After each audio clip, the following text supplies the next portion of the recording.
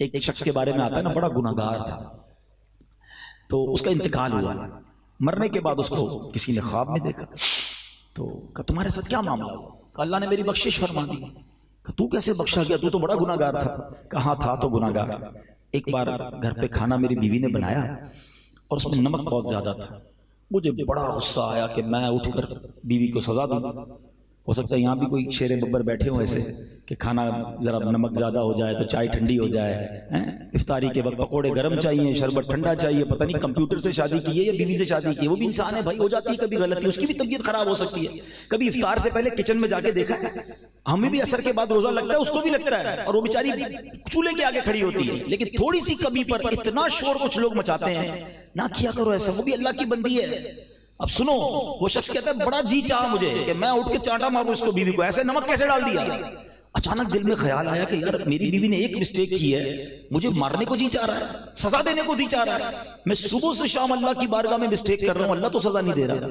کہتا ہے میں نے خاموشی کے ساتھ کچھ بھی نہیں کہا، بیوی کو معاف کر دیا۔ مرنے کے بعد مجھے بتایا گیا کہ اس روز جو تو نے بندہ ہو کر میری بندی کو معاف کیا تھا نا، میں تو سب سے بڑا معاف کرنے والا ہوں، جا میں نے تیرے سارے گناہ معاف کر دیے۔ یہ ہے معافی۔ معافی نہیں کرتے یار۔ ملازم کو تو اتنا برا بھلا کہتے ہیں، اچھا وہ غریب بھی گالیاں سنتا ہے، اس کو پتا ہے نوکری سے نکال دیں گے تو بے روزگاری بہت ہے، کہاں جاؤں گا، لیکن دل رکھتا ہے، وہ قیامت کے دن وہ کھڑا ہو سکتا ہے آپ کے لیے۔ ایک بندے سے ملاقات ہوئی، کسی نے پوچھا کتنی تنخواہ ہے؟ بولے اتنی تنخواہ۔ بولے تنخواہ تو بہت اچھی ہے۔ بولا آدھی کام کی آدھی گالیوں کی ہے۔ اتنی گالیاں دیتا ہے میرا سیٹ، لیکن کیا کروں، تنخواہ اچھی دیتا ہے اس نے جان ہی رہا، لیکن کیا اس کا دل نہیں ٹوٹتا ہو؟ نہ کیا کرو ایسا۔ اللہ نے اگر نوازا ہے نا تو نرم رہو، ہاں، کہ دانا خاک میں مل کر گلے گلزار ہوتا ہے، عزت دو گے تو عزت ملے گی۔ تو بہرحال ہمیں یہ بات سیکھنی ہے آج کہ محبت سے پیار سے زندگی گزارے۔ اگر میری یہ بات کسی کو یاد آ رہی ہے نا، مثال دیتا ہوں، کوئی میرا بھائی میری بہنیں سن رہی ہیں کہ یار کسی سے واقعی ہم نے زیادتی کر دی ہے، بے شک وہ آپ کا ملازم ہے، مانگ لے معافی۔ ہاں، ہمارے پیر و مرشد امیر علیہ سنت ایسی تربیت فرماتے ہیں مدنی چینل پر، جبھی تو میں کہتا ہوں دیکھا کرو۔ آپ نے ایک بار فرمایا کہ باپ نے اگر بیٹے کے ساتھ زیادتی کی ہے نا تو باپ کو بیٹے سے معافی مانگنی پڑے گی، شوہر نے بیوی کے ساتھ زیادتی کی ہے تو شوہر کو بیوی سے معافی مانگنی پڑے گی۔ ہے بڑی عجیب بات کہ شوہر بیوی سے مانگے، باپ بیٹے سے مانگے۔ فرمایا سیٹھ نے ملازم کے ساتھ زیادتی کی ہے تو اس کو ملازم سے معافی مانگنی پڑے گی۔ اور فرماتے پیر نے مرید کے ساتھ زیادتی کی ہے، اگر دل آزاری کی ہے تو پیر کو مرید سے معافی مانگنی پڑے گی۔ اور پھر کیا خوبصورت بات فرمائی کہ یہ باتیں کیوں سمجھ نہیں آ رہی آپ کو، کہ خود نبی پاک علیہ الصلوۃ والسلام اپنے صحابہ کے درمیان اعلان کیا کرتے کہ اگر کسی کا حق آتا ہے تو مجھ سے لے لے، بدلہ لینا ہے تو مجھ سے لے لے۔ کونین کے والی کا یہ انداز ہے، اور ہم کہ میں کیسے معافی مانگوں؟ معافی مانگنے سے عزت کم نہیں ہوتی ہے، اللہ اور بڑھاتا ہے، اللہ اور عزت بڑھاتا ہے۔ تو اگر کبھی ہو گیا ہے، بلکہ میں مشورہ بھی دوں گا، کوئی عزت نہیں جاتی، کبھی اکیلے میں ہی بے شک اپنی زوجہ سے بھی معافی مانگ لی، اپنے بچوں سے بھی معافی، بیٹا کبھی میری کوئی بات بری لگ گئی ہو تو اللہ کی رضا کے لیے معاف کر دیں، برا نہیں لگے گا، آپ کی عزت اور بڑھ جائے گی اور گھر میں ماحول بن جائے گا۔ کبھی گھر والوں کو بھی شکریہ ادا کر دیا کرو، گھر میں اچھا ماحول بنانا نا، کبھی چائے لے کر آئے، کبھی کھانا لے کر آئے تو جزاک اللہ، بہت شکریہ۔ تھوڑے دیر وہ کہیں گے طبیعت تو نہیں خراب ہو گئی آپ کو، کیا ہو گیا شکریہ ادا کر رہے ہیں، کیونکہ آج تک کبھی نہیں کیا ہوگا، لیکن کوئی بات نہیں، اس سے محبت پیار اور اس کی بھی دل جوئی ہوگی نا۔ تو اس طرح اگر زندگی گزاریں گے، اور یہی میرے آقا کی سنت ہے، نبی پاک کا یہی تو انداز تھا کہ اپنی ازواج کے ساتھ، اپنی فیملی کے ساتھ کیا خوبصورت ماحول یہ سکھاتا ہے ہمارا دین۔ اچھا ہمارا ایک اور پتہ ہے ٹارگٹ کیا ہوتا ہے؟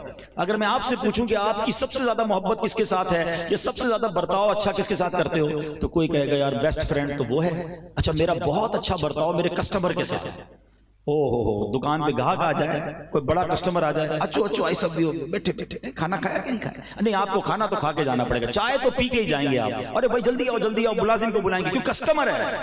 اب میں بتاتا ہوں، نبی پاک علیہ السلام فرماتے ہیں تم میں بہترین وہ ہے جو اپنے گھر والوں کے ساتھ بہترین ہے۔ اور پھر آقا نے فرمایا سن لو، میں تم سب سے زیادہ اپنے گھر والوں کے ساتھ بہترین ہوں۔ ہم گھر والوں کے ساتھ بہترین ہیں۔ کچھ لوگ تو ایسے ہیں جب گھر میں جاتے ہیں تو ایمرجنسی نافذ ہو جاتی ہے، او ہو اچھی ہے جلدی کرو استری کرو ورنہ خیر میں ان کا کھانا ریڈی نہیں ہوگا، ایسا لگتا ہے ایمرجنسی آ جاتی ہے۔ اچھا آپ کو کبھی چیک کرنا ہو نا کہ آپ گھر میں آپ کا ایٹیٹیوڈ کیا ہے، آپ اکیلے میں چیک کر لیجئے گا۔ آپ جب گھر میں جاتے ہیں تو گھر والوں کے چہرے پہ مسکراہٹ آتی ہے یا ٹینشن آتی ہے؟ اور سب الرٹ ہو جاتا ہے، اچھا خاصا مسکرا رہے ہوتے ہیں، یہ صاحب اندر گئے سب کی مسکراہٹ غائب، ٹینشن، جلدی ہر چیز ٹائم پہ ہونی چاہیے ورنہ خیر نہیں ہے۔ یار بندہ ہے کہ انسپیکٹر ہے؟ گھر میں گھر جیسا بندہ بن کے رہے۔ حضرت عمر کیا فرماتے ہیں؟ گھر میں رہو تو بچہ بن کے رہو، باہر رہو تو مرد بن کے رہو نا۔ ہم تو گھر جا کر مردانگی دکھا رہے ہوتے، میں اتنا بڑا آفیسر ہوں، گھر میں بھی آفیسر ہوں، اتنا بڑا سیٹ ہوں تو گھر میں بھی سیٹ ہوں. گھر والوں کے لیے گھر کا فرد بنے. میرے آقا اپنے نواسوں کو کاندھے پہ اٹھاتے تھے. میرے آقا سجدہ کرتے تھے تو حسنین کاندھے پہ رکھ بیٹھ جاتے تھے. گھر کی فیملی کے ساتھ فیملی ممبر بننا ہے، تب لائف اچھی گزرے گی. تو خاص اس حدیث پر ہم عمل کرنے والے بنے کہ تم میں بہترین وہ ہے جو اپنے گھر والوں کے ساتھ بہترین ہے. تو بہرحال آج میں نے مختصراً سورہ قدر کا تعارف پیش کیا. ٹارگٹ کر لیں سورہ قدر کو. ایک فارمولہ دے دیتا ہوں. 5 راتیں تو پتہ ہے نا، ان 5 راتوں میں آپ نے 5 کام کرنے ہیں. نمبر 1، چاہیں تو اس کو موبائل میں نوٹ کر لیں. 5 کام کیا کرنے ہیں؟ عشاء کی جماعت اور فجر کی جماعت با جماعت پڑھنی ہے. حدیث پاک میں آتا ہے، روایتوں میں آتا ہے، جو عشاء اور فجر با جماعت پڑھ لے اسے ساری رات عبادت کا ثواب ملتا ہے. تو پہلے تو یہ ٹارگٹ لازمی کریں. سیکنڈ، اللہ پاک توفیق دے، تراویح تو پڑھنی ہے، اس رات میں صلاۃ التسبیح پڑھ لیں. صلاۃ التسبیح پڑھ لیں یا کم از کم 12 نوافل پڑھ لیں. یعنی ہم ورائٹی آف عبادت کریں گے.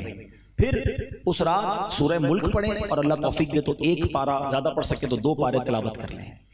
نمبر 4، اس رات جو ہے اگر ماں باپ حیات ہیں تو ان کی دستبوسی کر کے ان سے دعائیں لے لیں، ماں باپ کی خدمت کا ثواب کما لیں. ماں باپ چلے گئے تو ان کی قبر پر چلے جائیں. اور نمبر 5، اس رات کچھ نہ کچھ چیریٹی کریں. اگر پیسے کم ہیں 100 روپے کے 5 لفافے بنا لیں. 5 راتیں ہیں، اللہ نے اور دیا 1000 کے بنا لیں، 10 ہزار کے بنا لیں، جیب میں رکھ لیں. کسی بھی غریب کو کسی بھی اچھے کام میں آپ اس 5 راتوں میں دیں. اب ہوگا کیا؟ ان 5 میں سے جو بھی رات لیلۃ القدر ہوئی نا، ملٹی پلائی بائی 1000 مہینے ہر نیکی کا ثواب مل جائے گا. لیلۃ القدر خیر من الف شہر. پلان کر کے، ٹارگٹ کر کے، کوئی کھانا پینا نہیں اس رات. دوستوں کو کہہ دو، کبھی کبھی سیزن ہوتا ہے کنٹینر لگے ہوئے ہوتے ہیں فیکٹری میں، تو کیا کہتے ہو؟ نہیں بھائی آج نہیں آ سکتا، میرا کنٹینر جا رہا ہے، میرا بہت بڑی اہم میٹنگ ہے، 10-12 دن بہت کام ہے، بعد میں کھا پی لیں گے، بعد میں گھوم لیں گے. فیملی کو ٹائم نہیں دیتے جب سیزن آتا ہے. یہ لیلۃ القدر نیکیوں کا سیزن ہے، یہ آخری اشرا دعاؤں کا سیزن ہے. بعد میں کر لینا سارے کام. بھائی پلیز ان راتوں کو ٹارگٹ کر کے خوب عبادت کر لیں، انشاءاللہ خوب برکتیں حاصل کریں گے. ہمیں نہیں پتا اگلے رمضان میں ہم دنیا میں ہوں گے کہ نہیں. اس میں ایسی نعمت حاصل کر لیں کہ ہم سب کی بخشش ہو جائے. اور اب آخری بات کر کے ہم بیان کو ختم کرتے ہیں کہ ہمیں عید سے پہلے، عید کی نماز سے پہلے ایک اور نیکی کرنی ہے، اور وہ فطرہ دینا ہے. اچھا، فطرے کے بارے میں آتا ہے، فطرہ واجب ہے جو صاحب نصاب ہیں یا صاحب استطاعت ہیں ان پر. فطرہ جو ہے جب تک بندہ ادا نہیں کرتا اس کے روزے اور نمازیں عبادتیں معلق رہتی ہیں، لٹکی ہوئی رہتی ہیں. جب وہ ادا کرتا ہے تو وہ آسمان کی طرف جاتی ہیں اور اللہ کی بارگاہ میں قبول ہوتی ہیں. تو فطرہ ادا کرنا عید کی نماز سے پہلے. رمضان میں بھی ادا کیا جا سکتا ہے، بہتر ہے جمعۃ الوداع کو ادا کر دیں. تھوڑا سا نیکیاں زیادہ کمانی ہے تو ملٹی پلائی بائی 70 ہر جمعے کو نیکی ہوتی ہے، جمعۃ الوداع کو پہلے ادا کر دیں. لیکن یہاں میرا ایک چھوٹا سا درد بیان کر دیتا ہوں. فطرہ کون سا ادا کرتے ہیں؟ پچھلے کئی سالوں سے جو اعلان ہوتا ہے گندم کا. بھائی پوری حدیث تو پڑھ لیں، تھوڑا سا جان تو لیں کہ نبی پاک نے کیا صرف گندم کا فطرہ اعلان کیا ہے؟ میرے آقا نے حدیث پاک میں 4 فطرے اعلان کیے ہیں، کھجور کا، جو کا، کشمش کا اور گندم کا.